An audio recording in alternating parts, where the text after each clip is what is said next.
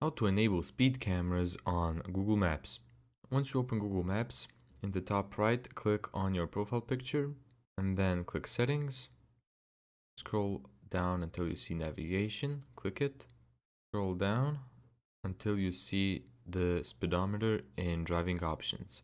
Click it to enable it, if it's not already enabled by default, which it should be.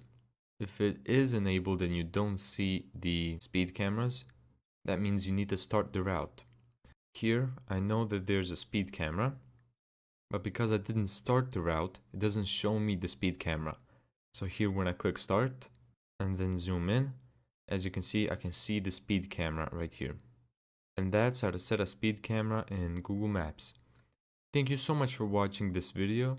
If you found this tutorial helpful, make sure to give it a thumbs up and subscribe. And as always, see you in the next video.